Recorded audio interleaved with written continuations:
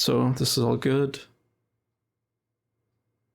So I'm not gonna lie, if this Thresh tries to fight you, and the MF is in this bush, like honestly, you shouldn't be too scared because okay, look. So let's think about their triangles. Okay, so Vel'Koz Q, let's just say it's like an 8-second. Wow, that's a beautiful 8-second cooldown. Nice. Yeah, like beautiful, absolutely. So you're gonna have to wait until like 53, for example, to walk up. But the thing is, if this MF is in this bush over here and you walk this way, you and your Vel'Koz walk towards this bush and try to like pretty much triangle him, you'll be here, Vel'Koz will be here, Thresh will be here, and MF is over here. So no matter what, you see how this triangle is like better than their triangle? Yes. You already locked in yourself into like, I want to fight, okay? So when I see this, I don't see this as like a threat. I see it as an opportunity for you to look for a trade. And that's kind of how I want you to think in these games where you have like a lot more damage. Do you feel stuck in your rank? You want to improve but don't know how? Look no further because I have exactly what you need to improve and get your dream rank. I'm a pro challenger player who coaches any and all ranks at any different role. I help my students improve at League so that they can achieve their rank goals and feel like they're making an impactful difference in their games. Here are just some of the testimonials I have with more info in the description below. I know I did good mid to late game. And I know I did fairly good early game. But how we lost those leads. Okay. And I kind of want to look around that as well. And especially early game general, like early game pushing leads and trying to gain those. That's what I'm trying to do as for now, because if you can snowball from lane, then it's an easy win. And I think my mid game to late game has, or like my brain skills in mid game to late game have gotten stale a little bit. Okay. Because I always play in a even or behind situation, and I know what to do in those cases, but I don't have a lot, or I mean, that's a bold assumption. But no, that's fine. No, it's just unnatural to be really good at that one rather than being ahead and then being good at. But that's fine because I suck. So whenever I get a lead in the early game, which is 1 game out of 10, I don't know what to do. And I know what we're supposed to do, but I never get my brain to actually think about that. No. That's really good that you mentioned that. Okay. I have something in mind for that specifically. I'll go ahead and start this. I'm going to zoom a little bit through the early game prep. So in wave push, you should be winning. In fighting, you win outrange. But if they ever get this guy ever gets like a flay on either of you, it's going to be a ugly situation. And then I've also started thinking more for runes and items. So why did you go Dark Harvest this game? Because Vel'Koz, we can poke a lot, and especially because they don't have a lot of tanks. Yes. I don't need to kite around. More likely I need to kill them before they can kill me, because the Lee Sin and Akali are always going to get on top of me. I just plan to one-shot them before they can get to me. And especially here, I went for coup de grace instead of presence of mind that I wanted to go for that early pressure. Same thing for treasure hunter instead of maybe relentless hunter. I could have gone for a cheap shot. That's my fault. No. Your runes are good. I'm glad you went coup de grace instead of cut down, because then it makes it so that your execute is better, and that's what your team kind of needs. Other than your runes, I'm just like noticing like this and then this. This makes it so that her short trades are a little bit better, but like she's still very fucking weak. And Miss Fortune's one of those champions that like, if she cannot walk up and auto you consistently early, she's gonna feel like dog shit. And then for Thresh, all he needs to do is land a flay for this to be good, and both of your champs outrange, so you'll be fine. And then both junglers are farming pretty much, so no worries about that. And yeah, okay, so let's get into it immediately. Okay. Wow, that's crazy actually. So yeah, they can't be in this bush, so your movement's good. So why didn't you walk straight into the bush, like towards the bush here, and then ward? Is there a reason? No, I don't do that against hooked because if I go to the first bush, I'm losing vision on the third. And instead, if I run down the lane, I get vision between the third and the second as they're moving towards the second. If I have a hook, sure. Yeah. If I got like Kaisa, stuff like that. But if they have a better burst level 1 or straight all better level 1, I don't go into the bush because I don't plan on trading level 1 or even all in. Yeah, perfect. So yeah, there you go. Like the Fog of War is useful if you're gonna look for the trade. So I'm glad you did that. I was wondering if you saw this like from Smash or something, and maybe you did this like naturally, but this is something that is like pretty important for the level 1 because your Vel'Koz threw his Q and landed poke when in reality you're supposed to lose 1v1 in terms of like pressure at least. Yeah, but this is really good. So now all you have to do is I don't mind the ward, by the way. Like the only thing is like I was wondering why you didn't ward earlier had you wanted to ward, but it's fine. You ended up warding the bush anyways. Just be careful when you ward the bush, because if you ward the bush like this and they ward at the same time, they're just gonna. So just be careful of clearing the ward. Usually you want to place it like around here, the top of the lane, because it gives you more information, and then closer to you so they can't kill it. So this is all good. So I'm not gonna lie, if this Thresh tries to fight you and the MF is in this bush, like honestly you shouldn't be too scared, because okay, look, so let's think about their triangles. Okay, so Vel'Koz Q, let's just say it's like an 8-second, wow, that's a beautiful 8-second cooldown. Nice. Yeah, like beautiful, absolutely. So you're gonna have to wait until like 53, for example, to walk up. But the thing is, if this MF is in this bush over here and you walk this way, you and your Vel'Koz walk towards this bush and try to like pretty much triangle him, you'll be here, Vel'Koz will be here, Thresh will be here, and MF is over here. So no matter what, you see how this triangle is like better than their triangle? Yes. Yeah. However, I wasn't thinking about going to trade like that because it feels risky. It feels risky to not go for anything other than excellent trade if they have better all-in. No, you have better all-in. You're playing Jhin, Misfortune. And Misfortune has first strike. So that's the thing that I wanted you to think of. You already locked in yourself into like, I want to fight, okay? So when I see this, I don't see this as like a threat. I see it as an opportunity for you to look for a trade. And that's kind of how I want you to think in these games where you have like a lot more damage, okay? And this is a part of pushing the early game leads, because just because you haven't, like, let's say you didn't really trade, right? Even if the Vel'Koz didn't land his first Q, I would still want you to look for this because his positioning is bad and you're stronger. Therefore, fight him. Does that make sense? Yeah, I'm always just thinking about if he lands a Q, Misfortune can just walk up auto Q auto. Okay, I'm not gonna lie.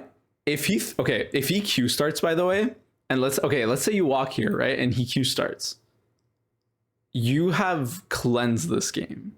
So true, no, you're right. If he fights you, like he has no spell, by the way, like 0 spells. He's a caster minion. Yeah, he should start E. He should start E. But like I'm just telling you, like no matter what, they are forced into a bad situation just from their picks. Okay? Same thing if this was Smolder, same thing if this was Senna, this same thing if it was honestly even level 1 Varus, by the way. Varus is terrible level 1 because he doesn't have his W unlocked. These champions, like abusing the level 1 is so important. Aphelios as well. If he has lethal tempo, like maybe like not as much, but the same thing kind of applies. Like your damage levels matter a lot. And then like being able to get like 1 Dark Harvest proc. I don't think it's gonna happen now, but like imagine, you know, you start stacking now, and then the next minute you get another stack, and you know, so your damage is only gonna scale more as you deal more damage, pretty much. Yeah. So I think even here, it's like it's fine if you don't look for the trade, but he's gonna be outranged the entire game. So yeah, there you go. And this Vel'Koz was so fucking good. Yeah, I like the Qs. This is nice. Love. Nice. Oh, I did sacrifice a minion. That's fine. That's fine. So I might have coped a little bit because I completely forgot that this champion needs POM or mana flow ban, because you're gonna run out of mana like really fast, even on this build. So I think I've gone to a point where if I'm playing other champions, I always go for Presence of Mind and Bloodline, just because I feel it's good. Like I know it's more optimal to go for other situations, but I feel like comfort is more important to me right now. But in this situation, I was like, I'm going to use less mana to ensure this early game aggression, and I always prefer Bloodline over Presence of Mind.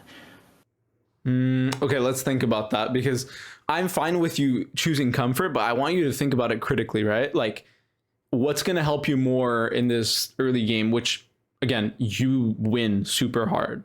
Like, is the bloodline for sure Presence of Mind is better early game. Yeah, you're totally right. And the issue is like, yes, having so every ADC, by the way, would prefer to have bloodline as like a general rule. The only issue is there's certain champions that just need POM. Like, for example, like Aphelios doesn't need it, right? But a champion like Jinx, okay, if you just it's pretty hard to forego going POM, but like maybe in a bad lane, you have to go absorb life, for example. Jinx would hate to do that, but sometimes you got to do what you got to do.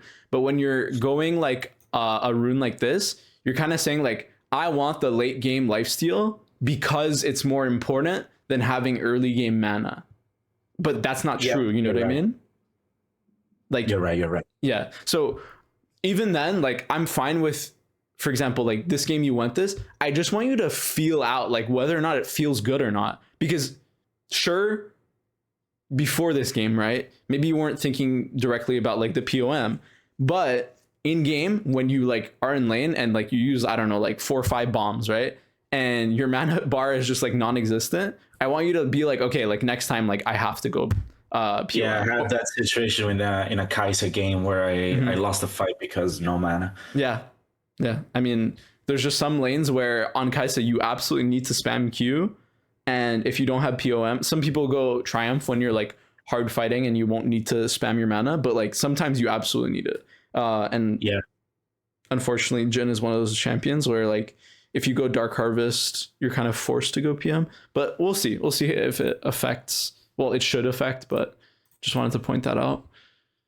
Really good trading pattern. So I'm fine, by the way, the thing you said about missing a minion, okay? So missing minions is fine so long as you're going to get something out of the trade that you just did. So right now, you got 100 damage, plus she has no first strike. So you're starting your damage on this MF to eventually get Dark Harvest stacks. Level 1, if you watch like a lot of pro players playing, you'll notice that like sometimes on champions like Jhin, Ashe, what else? Like Draven, they will literally just give up minions just to try. Yes, running it down. Yeah. Yes, literally running it down. For example, if this guy started Q and just like Q'd air, right? Yeah, that's a all in. And yes, it doesn't even like these minions don't even matter. This is a caster minion right now, homie. Like you don't give a damn. But obviously, like here he has a spell. So that's why I wanted to like put emphasis on like it's okay to lose minions if you're getting a good trade out of it, especially on these early game champions. Now that minion was a little sad, but actually no, you got it. Never mind. I thought you missed one of the casters. Okay. So okay, a hard push. You had a really good Q angle. I just want to like kind of like point towards that right here. If you queued, you would get 4 like bounces. You would bounce from this to this to this. Yeah, threshold drop 150. Yeah. What I was thinking is we pushed too far. I'm gonna slow push it, but yeah, the Q was too high value. Yeah. Okay. Let me think about that one, because what you said is we talked about this last time, like in terms of wave push. The only thing is like there are always exceptions to the rule where like if you can get 200 HP off of somebody, it doesn't matter if you push your wave too fast, because you can fix it on the next wave. For example, like you push this wave too fast, let's say you queued and the wave is over here, you're still stronger, right? So you're not scared of anybody, and it's 1 minute and 30 seconds. You're not getting yanked by the jungler. Yeah. Right. So there you go. Minions.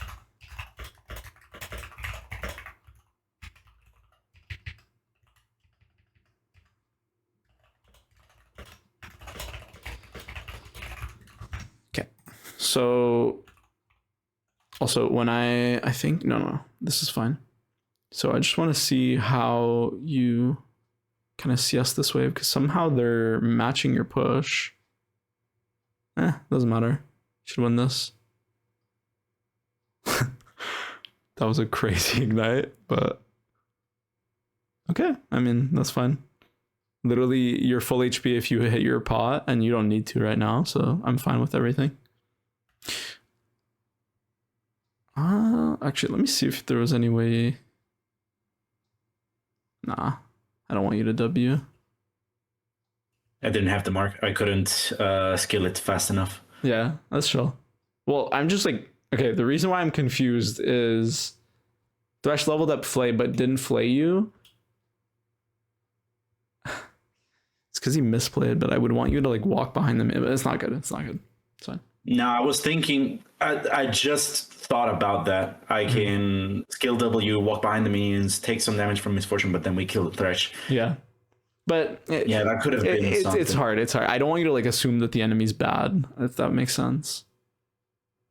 Yeah, this is good.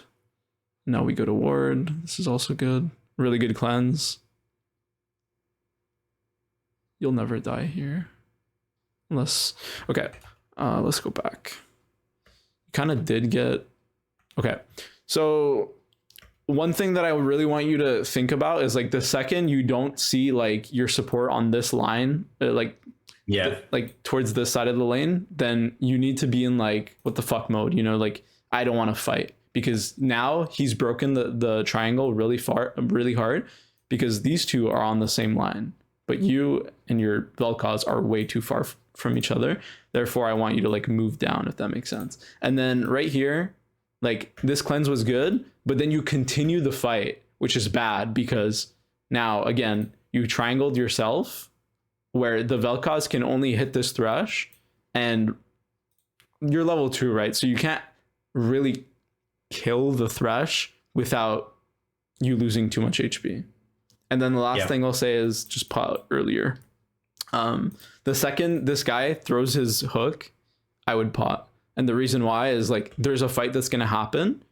And so even if he misses the hook, I'd rather you be full HP in the next, let's say, I don't know, like 8 seconds if he misses it, than risk the trade going bad and then your pot not ticking fast enough. Yeah. So engaging on that trade was a little rough. And then having to flash. I mean, this lane is still fine. It's just now you have no flash and Thresh has flash. So actually, let me think. Is there any way you could... Oh, okay. The only way you could play this better is just like, instead of moving towards the wall and like cornering yourself, you just move up this way so that you make as much distance from this MF as possible. And then you wouldn't have to flash. But regardless, like the pot itself is also really important. I'll write that down. One sec.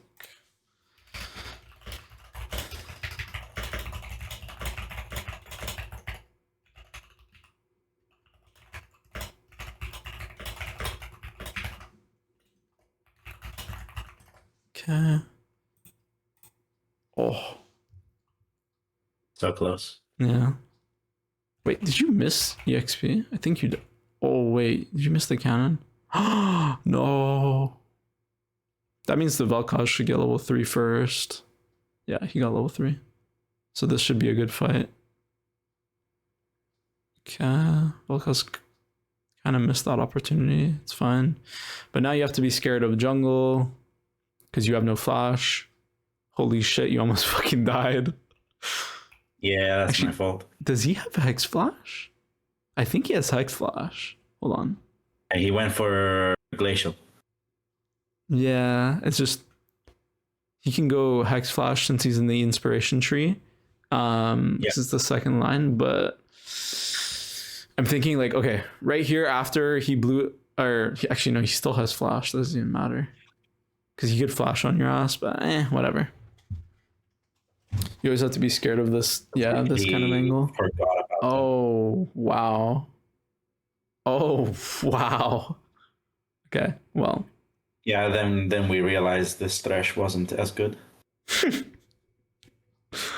Okay, this lane is pretty much, okay, not one, but... I was thinking also, instead of Dirk, pickaxe double longsword. Yeah, you can. Yeah. Because in this lane, because having movement speed is good, except you have to think about how useful your movement speed is in this lane. So, for example, if you're playing versus like MF Karma, then I want you to go for the boots. But in this lane, like, sure, you can get MF E'd into Nautilus, or sorry, Thresh hooked, but at the same time, if you deal more damage on any of your spells, that'll prevent them from walking up more than any movement speed will. Does that make sense? Yeah. Okay. I've been doing the same thing on Kai'Sa. If I have like 1,000 gold, I don't get any components. I just get 3 longswords. That's really good. And you're okay. This is amazing. Did we talk about this, or have you been doing this? Yeah, last time we did. Okay, well, this is really good. I mean, you said I was already doing it, and it's... Yeah, I'm glad. And this is good. A really good habit that you've been keeping. That's fine. But... -1. That's fine. That's fine. Okay, so another thing that I'm noticing is, okay, right now you have the information that the Thresh is mid. So what should you do? Because try to play to poke Misfortune. Yes, but you're 2 people in this lane, right? And she's 1, and her wave is pushing out, right? Do you know if she has any vision of the Tribush right now? The Tribush, I don't remember if the word in the middle bush was hers or Thresh's. I think it was Thresh's. I think it was Thresh's. I'm not sure. No, it was MF's. But so, did you ever see the MF walk this way and put down a ward? Oh, no, she never walked that. She never walked that way. There's a very slight chance. Now, ADCs usually never do this. She walked this way before entering lane, warded this, and then came this way. But what I really want you to notice is when your support is faster to lane, okay? This is a cheese angle that you cannot, like, let go. Because right now, like, your Vel'Koz is pretty much standing AFK, and then he's looking for the Thresh, except right now what should have been happening, the Vel'Koz is here, and then if he lands E, this bitch is getting chunked to half HP. Probably died. Yeah, that Dark Harvest, his damage. I don't think she has Flash. She just flashed, no? On your head? Yeah, she doesn't have. Yeah. Okay, well, just... The only reason why I don't like going on the Thresh here is because, so number 1, killing the ADC is more important. So if you have the choice, obviously going for the ADC and chunking them is better. But also, this Thresh doesn't need to go this way. So even if he walks towards the river, right, he doesn't need to immediately enter. He just stands over here, and now your Vel'Koz is standing here, and you get no advantage, even though the Thresh just showed mid. So this guy doesn't need to walk this way, but this MF does. She's tied to a wave. So whenever the enemy ADC is on their wave, they're usually locked onto it.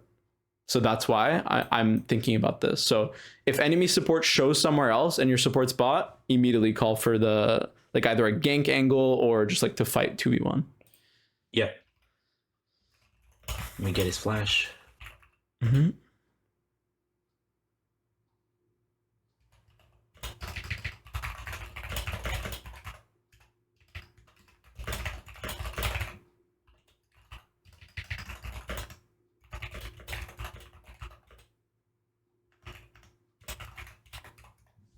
Okay, so you're doing a really good thing by thinning this wave out, because you would want to fight if they walked up. Yeah, I didn't want to use Q on the wave just in case we needed to trade. That's really good. Okay, the only issue I have though is, like, are these guys ever gonna kill you? No. Okay, so if that's the case, and you can either maybe kill this, not even maybe, honestly. If this Vel'Koz lands a Q, this guy's dead. But right now, holding your spell, including your force shot, is really important, because look at what happens. You remember what I told you level 1, right? About taking trades. Yeah. It's the same thing here. It's the exact same thing. So I want you to hold your force shot and literally play to either walk straight at this guy or walk this way and walk straight at the MF. Okay. Because you're strong, right? So whenever you're fucking strong as shit, like in this lane, you forego the wave and you look to fight. That's why I always say, like, fighting is king, because if they can't get access to the wave, how the fuck are they going to farm, you know? Okay. So this is like a huge damage diff. Same thing if I was Kai'Sa. Yeah, exactly. Like, you just out damage and win long trades. Is that? I missed my W, but he gets it. Oh my god, that's really sad. But another thing is, like, so even if you, let's say, force shotted the minion, now all they have to do is crash this wave. Okay, so I mean, you ended up killing the Thresh, so it's not that bad. Yeah, no, it's fine. It's fine. It's just, if he does this, I just want to make sure that you, like, don't give up this freeze. Because, like, yeah, you are already, like, if this Vel'Koz is killing the Thresh, he's going to kill him, like, in the next 5 seconds. He doesn't need you, right? So just gauging that. Like, this freeze is more important than potentially hitting this MF, if that makes sense. Yeah. So, I mean, oh, so close. Okay. Now the jungler. Yeah, this is a problem of playing so many champions, but I'll gladly take it over losing my sanity. Yeah, that's right. And you're playing Jhin pretty well, so I don't really think the. And he's my third most played, so there you go. Gotta have some more muscle memory. My god. Okay, this is too much though, okay? So much, yeah. I get why you're doing this, but you also have to remember, like, okay, so one thing that I really was zoned in on was, where was it? The Lee Sin died somewhere. Hold on. Was it earlier?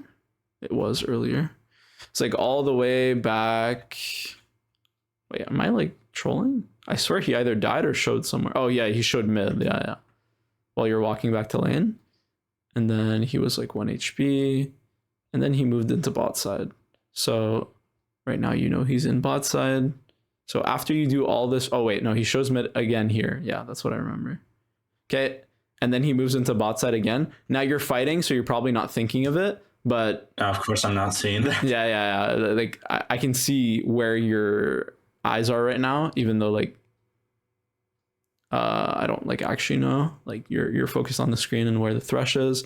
And then right here, like, immediately you're back to your wave. Now I'm thinking to myself, like, okay, we just got to kill. I need to get the fuck out of this lane, right? And then, so it's good that you pinged this. So that's the first thing. But right now, is your priority dealing with this guy? No, of course not. First is basing. Yeah. Base.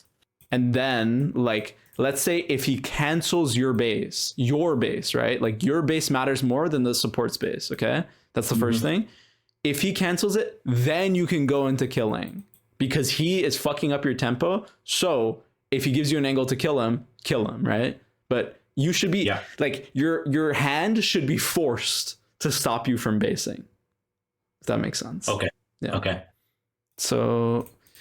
And, like, this Vel'Koz, his job is to make sure you base, right? So that's like how important it is for you to get your base off. And then, okay, this Lee Sin is just wasting his time.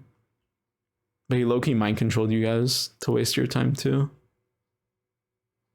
Okay, now their jungler should be topside. Should have probably gone double longsword. Oh yeah, wait, I didn't see. Yeah. You can go it. Any damage is welcome here. Very quick. Okay, so another thing here. You're walking back to lane. The enemy mid laner just died. Just used ultimate on your screen. Okay? Yeah. Your kill has ultimate, is coming back to lane. You know that their jungler cleared his entire bot side. So all he has to do is either come to this Drake with no bot side camps, or he goes to his top side, right? So right here, if you pull Drake, no matter what, you are 3v3. Who wins this 3v3? Us. Yeah. So you can just pull the Drake here instead of. And the wave is coming to me, Yes. so I don't need to be on it. Yes. I was looking at this and I was like, this is frozen. But in my mind, It's just equal minions. Right. Yeah. I mean, it's fine. I know it's going to be a slow push because it's closer to their tower. But yes. Yeah, we could have done Drake. Yeah. But this is a very, I'm not going to lie. Like this is a pretty high level, like Drake. You all have to be on the same page.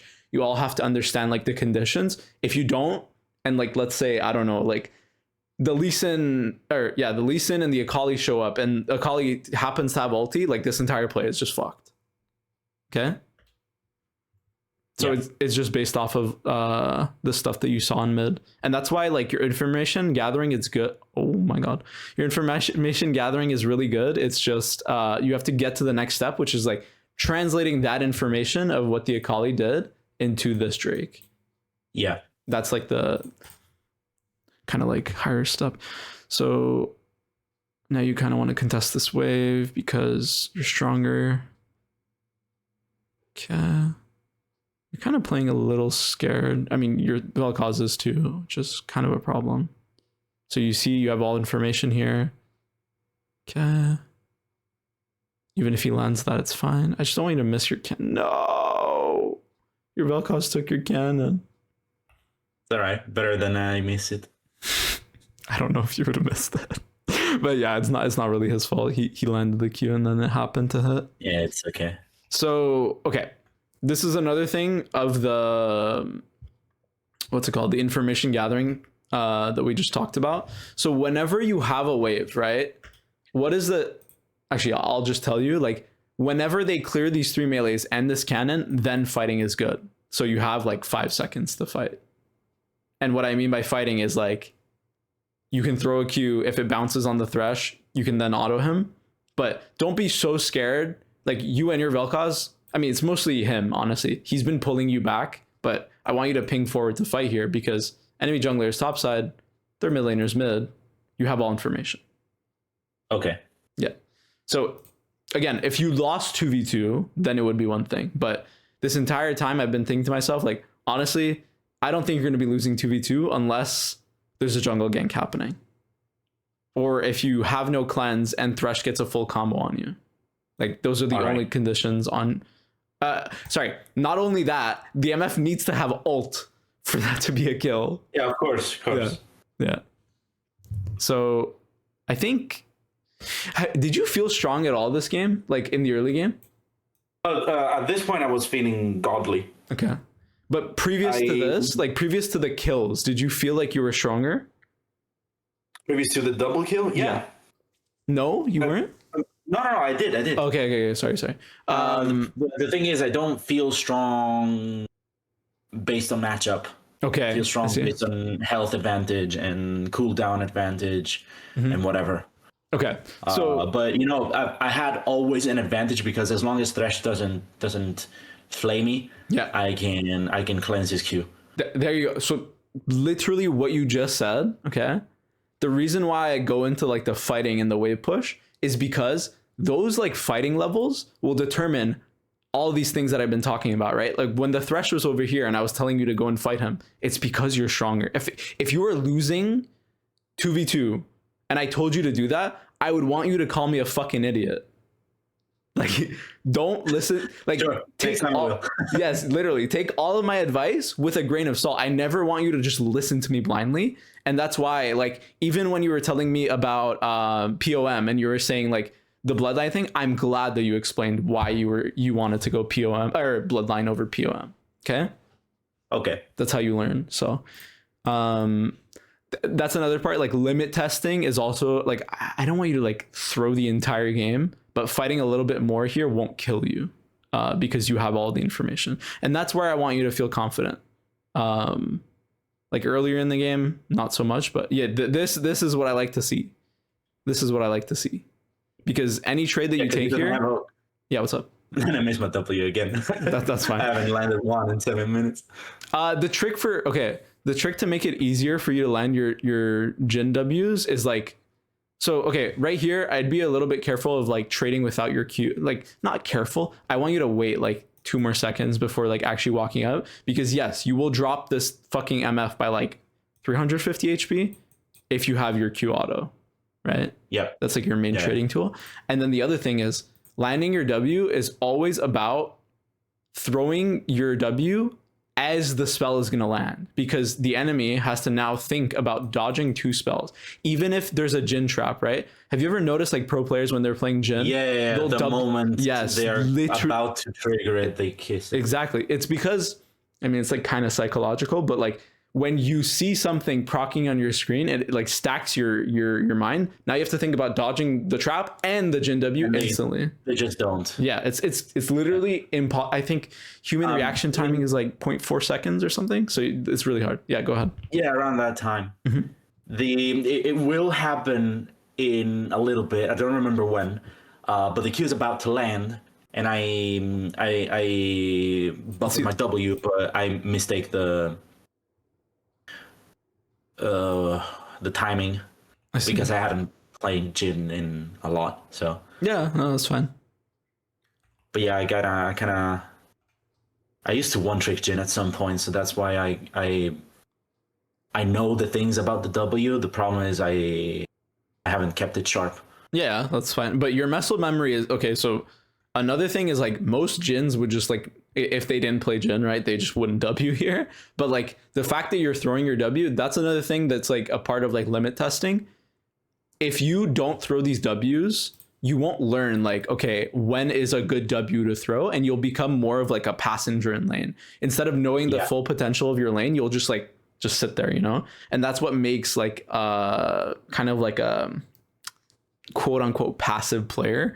I don't want you to like be super scared of looking for the trade. So I'm glad you're doing this. This is a really good sign that on top of like climbing, you're also willing to like maybe make a few mistakes just to learn. This is really good. So yeah, I remember when I first started playing AD carry, I was very, very passive, and I wouldn't learn because I wouldn't test. I kind of want to avoid that. Yeah, I mean, clearly you learned from that experience, so I'm glad. Okay. So okay, this is another thing that's like related to fighting power, because a majority of this lane has been like Vel'Koz throwing like these random Qs, or you walking up and taking a trade for the trade to happen. The optimal way for this lane to happen, okay, who outranges their bot lane more, you or the Vel'Koz? Vel'Koz, clearly. Exactly. So that'll lead you to think, okay, this guy needs to set up my spells. Therefore, he needs to be on this side of the lane, throwing his spells. Oh, yeah. And just basically like pinging forward will cause that to happen, because your Vel'Koz will either walk this way and throw his spells, which is fine, or he'll notice that he just needs to match the side of the lane they're on and then just choose that and fight there. Yeah. So I've also been thinking that characters like this, they feel more confident in going for certain angles. If I'm the one to walk up. Yeah, it is troll sometimes, but I kind of want to be the reason why they play aggressive and not just match them. Because again, I hate passive play. That's why I always ask my support in draft if or what they play. And if I see an enchanter, I kill myself. Well, you're almost there, but that was like the good, thought process. But sometimes in chat, honestly, range supports are like super fucking OP right now, which is why you might feel like your engaged support options have been a little bit more lackluster. Like for example, Kai'Sa, she's good, but their crit ADCs are just better right now. That's why you see like almost no Kai'Sa in pro play right now, which is kind of sad. Yeah. And I also side note, Yunara, she's a blind pick, right? You don't pick her for reasons. Well, it's just because she's so fucking strong. She fits with literally any support. Okay. So, okay. The difference between Yunara and Aphelios is literally just mobility, because Aphelios is very versatile in the way he plays because of his guns, right? He can poke with his Q, his blue gun, green gun, whatever, but he can also look for all-ins with his white gun, or purple gun. So that makes him work with most supports. Now, Yunara has her W to look for poke, but can all in with her Q and has mobility, which is why she's better than Aphelios. Okay. At blinding. Okay. Because I was thinking of since I see a lot of Yunaras in pro players or high elo. This was sad. Yeah, this is my fault. I shouldn't have followed. This was, yeah, I mean, this was the thing we talked about, right? Let me think, because honestly, like, I'm glad that you're playing aggressive. It's just, and we were talking about this. Let me see, because the Akali's missing here, but you're not in danger. But I feel like you probably got confidence because your Graves was showing in your lane. And now that your Graves is like leaving, this sequence, okay, needs to come to a close. What I mean by that is, like, is there a play right now to be had? No, not really. Like, unless you can like walk up and hit this plate for gold, like, you need to base, right? Like, we know that. Yeah. The more There's nothing I can do other than base. Yeah. Like, if you get this plate, it's good, but basing and then getting the plate is also really good. So replenishing your conditions is at the top priority.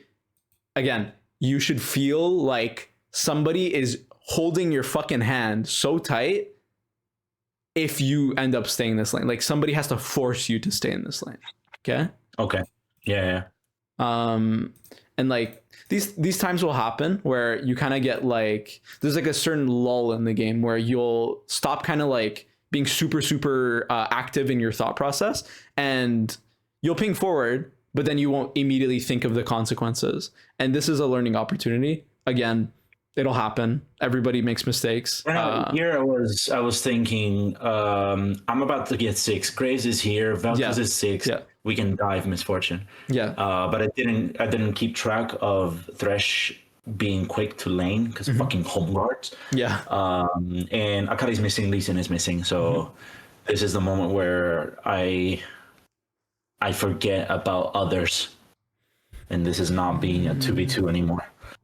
Let me think, because what you said is like completely valid. I just want to think of a way that might prevent this in your next games.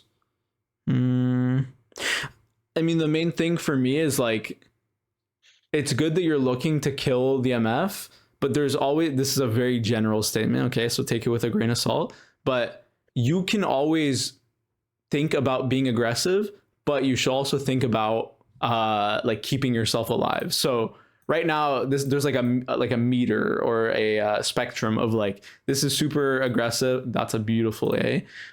This is super aggressive, and this is like super defensive, let's say. Right now, I feel like you have gone from like over here, maybe at the start of you playing League, to like you're starting to go over here. But there isn't like a perfect like middle. Preferably, okay, every ADC is aggressive enough in situations where they can, but also defensive enough where they will play to keep themselves alive no matter what.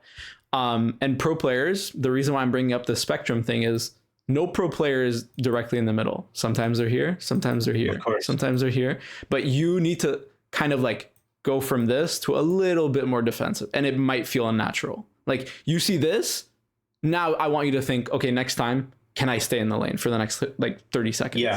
Yeah. That's bro, I'm feeling fulfilled right now because I've always thought of myself as a passive player. Because 2022 I was super into Reckless, and that's when I started playing a carry. And I had games where I had more perfect games, perfect KDA, than wins. So I see. That tells you the situation. Okay. And now since a year or so, I've been trying to be more aggressive. So yeah, that's great. The fact that you're telling me to back down from aggression, that's good. Yeah. And I had been having this feeling as well, because I look at my deaths in general, and sometimes I'm a little bit over the 4 deaths that I think of myself as the limit for aggression. and then I'm like, yeah, I kind of need to tone it down. But then I'm also like, maybe if I were more aggressive, I would have less deaths because then I would have more kills. I mean, So no, if you're telling me that I'm a little bit too aggressive and aggressive, and I need to be a little bit more defensive, then that's great. That's great because I've reached my goal. Now I just need to tone it back and see if that works well for me. yeah, yeah. I mean, one thing specific about aggressive quote unquote gameplay is like there is a world where yes, you can like kill everybody because you play perfectly, but the issue with that is like League is a game where you have to like on every round, if you don't replenish your conditions, you are literally just operating at a deficit. The enemy is full HP, full mana, but you're playing with limited conditions. So that's what like there's a balance. That's why like if this was like, I don't know, like a battle royale and you're like by yourself and your HP mana didn't matter as much, then this would be a different situation. It's just how League is built. You are incentivized to take bases in turns. So that's why I want to put emphasis on that. And then like, so the thing about conditions that I told you about is like, for example, if you had, I don't know, Ghost and Flash here, there's a world where you live. But again, number one, you don't have Flash. Number two, you already chose Cleanse. So those are the limited conditions you have to deal with on top of all of this HP and mana. Yeah. So, yeah, like even if you played it perfectly by this point, you would always die, unfortunately. Yeah, of course. Yeah. So, and honestly, I mean, okay, I will say like you did kind of get baited. I mean, yes, you did get baited because you were very kind of like aggressive on this and he backed you up. Like the Graves pinged forward, right? So here it's telling me like, okay, he really wanted to fucking fight. But then he goes from all this to, you know what? I'm going to throw my Q and I'm going to go back to Gromp without pinging a single thing. So that's why I say like, he went from super fucking aggressive, flash in their face, look for a Graves W, to he's still full HP and he just goes back to jungle camps without pinging you. So there's something wrong with that. Doesn't justify me staying. Yes, but I wanted to give you the reason why you felt so confident to just keep on playing here, because you might have been in the mode of like, we need to kill this MF. You see? Yeah, no, that's also like his body language tells me he's going to go around their tower and fucking smash them there. Yeah. But then he backs off and I don't look at the map. Yeah. And I need to adapt there. Yeah. So but honestly, you've been really good about like looking at the mini map when you're coming back to lane. I really like it. It's just in these like kind of like more focused situations, I feel like you might make a mistake because things are really instant. Like your Vel'Koz could die within the matter of seconds, but that information will make the difference between life and death for you. Yeah. So I've been rewinding this. I'm not doing this to piss you off, I promise. No, it's okay. If anything, this Graves pisses me off. But yes, there you go. There you go. Yeah. Report him. Thank you. Oh God. Say it ain't then so. Then he goes for this, like no. Oh. Bipolar or something. Oh my God. And it goes well for reasons. Yeah. I mean, you had the conditions to do this. Like, you might have been like a little bit confused on this, but the main thing I was kind of looking at was during this entire play, like what did Lee Sin use? Let's see. Because if he used his ult on anybody, this fight is always going to be good. Let's see. I don't think he used his ult. Doesn't seem like it. No, because Akali just kills him. I think Akali used ult though. Let me see. E and then ult. Seems like it. Yeah, that's the last dash. Yeah. So now again, it's the same situation as the last dragon, right? Where Akali used her ulti, your Kayle has ulti. Now, obviously you're not alive, but 2 ultis versus potentially 1 on the Lee Sin. This is always going to go well. If the MF was coming, then your spam pings are really fucking good. Obviously you don't have information, right? So 1 danger ping, this is good.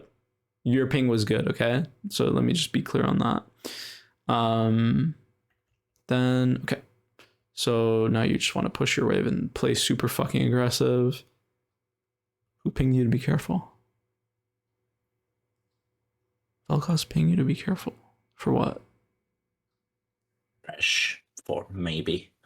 Well, he's faster to lane than Thresh. And Thresh might be moving to... Okay, never mind, he's not. And yeah, any trade here is good. Yeah, there you go. I'm in. I like that.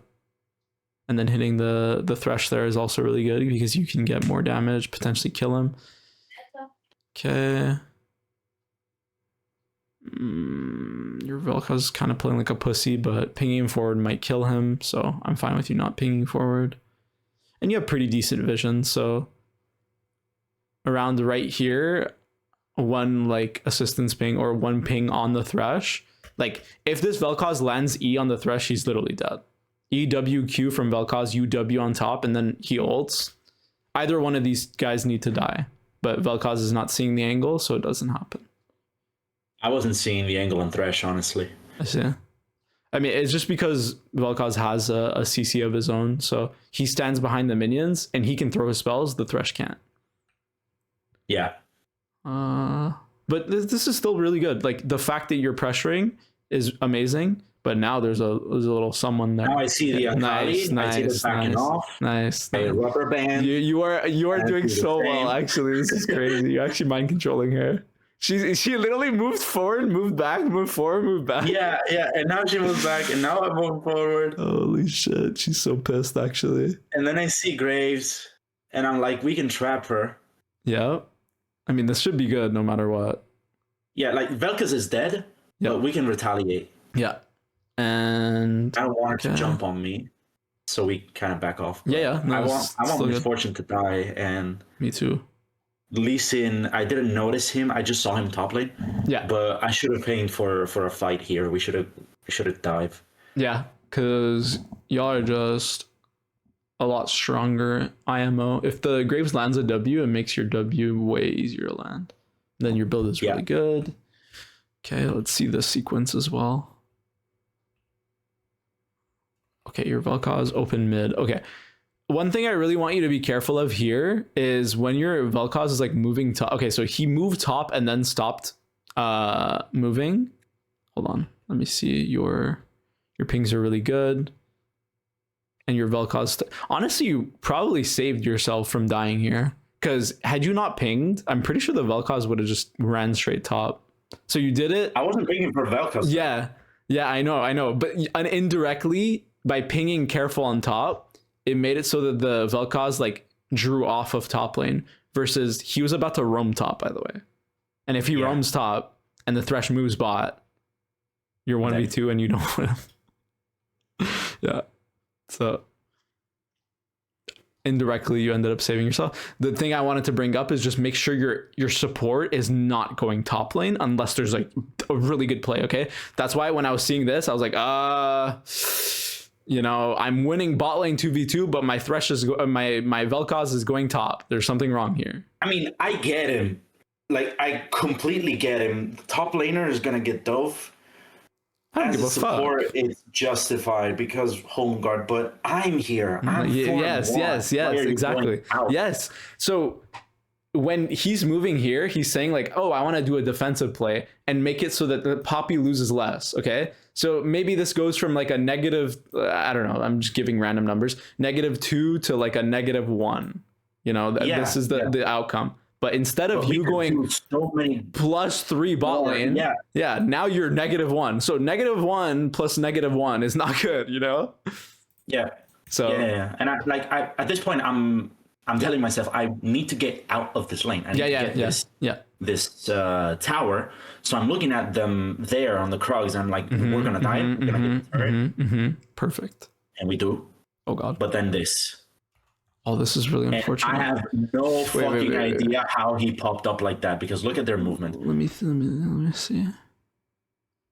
This completely took me with my guard down. I don't see his movement on the minimap at all. I don't know how he pops up behind me. Oh, okay. I'll tell you exactly what happened. So you had a ward in the tribush, and now look at this ward in the tribush. Oh wait, I'll play it forwards just so you can see.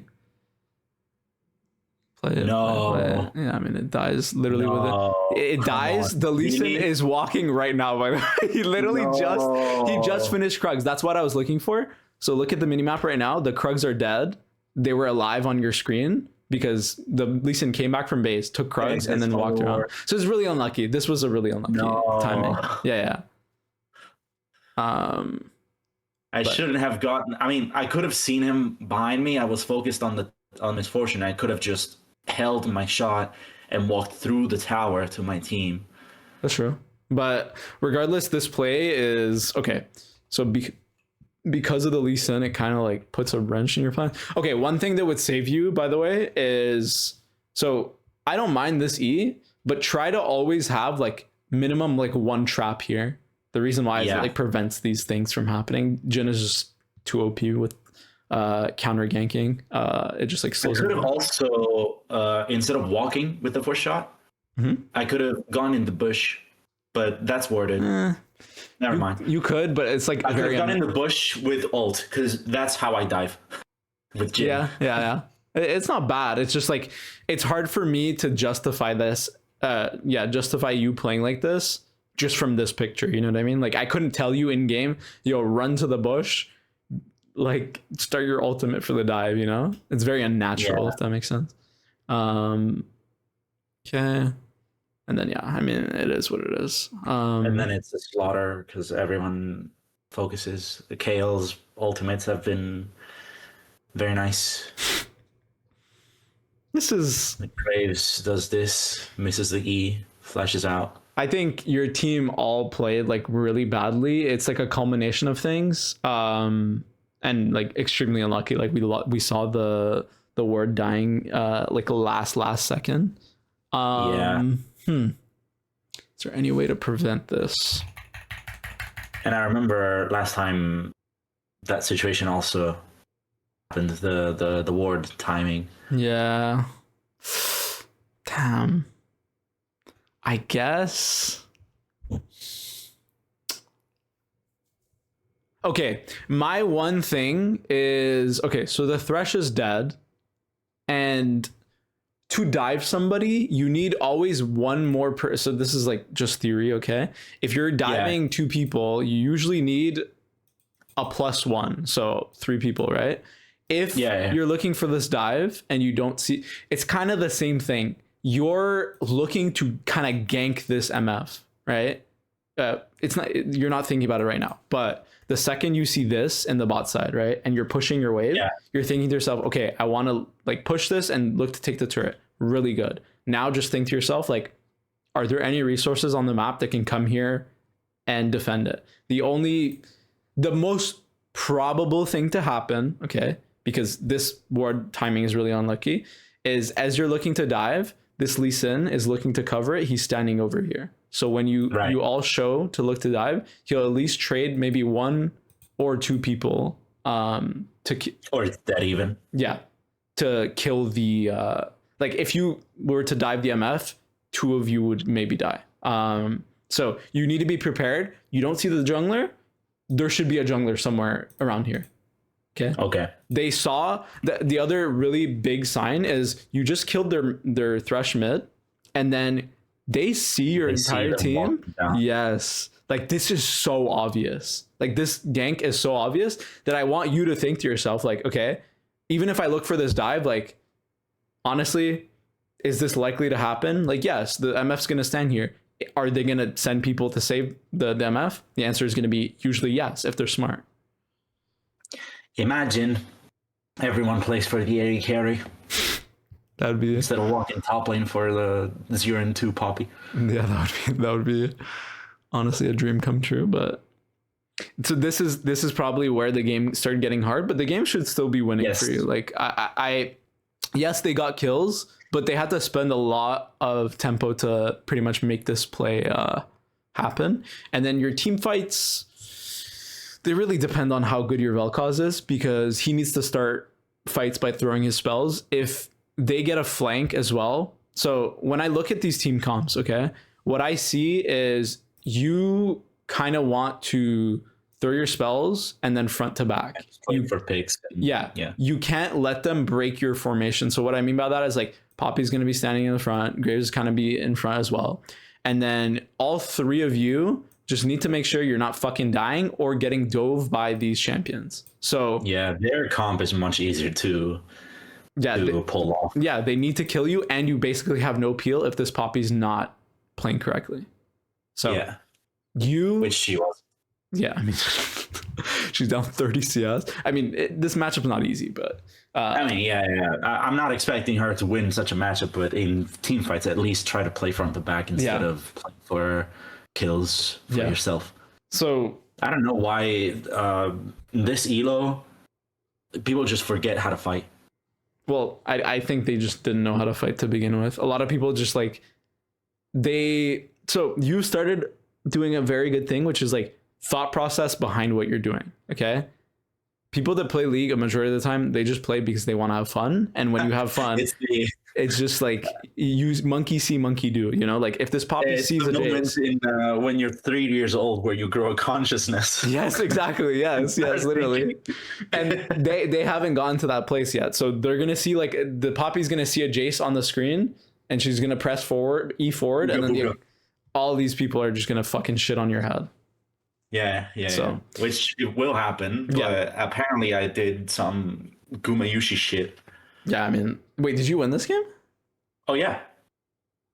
That's insane. I think me and Vel'Koz carried the whole fucking late game.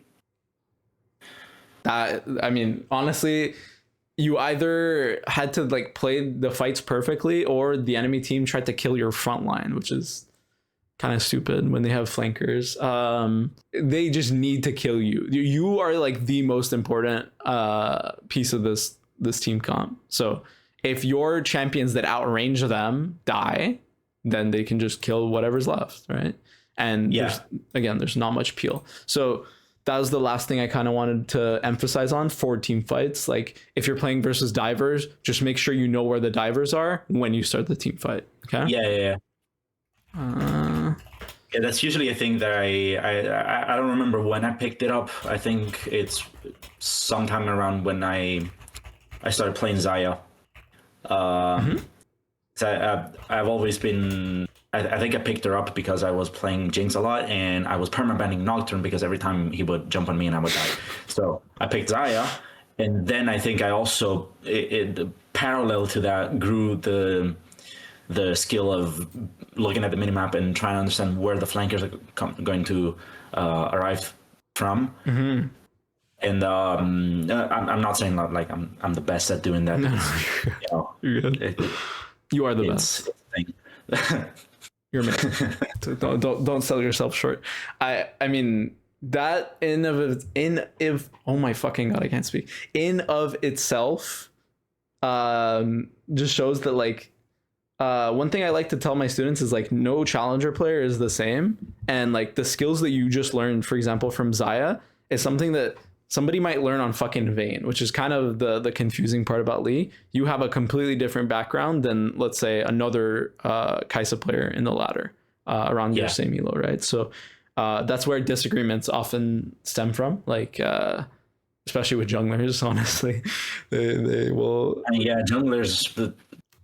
10 million different personalities in one role. Never seen something like that. At least I know every AD carry is Crybaby,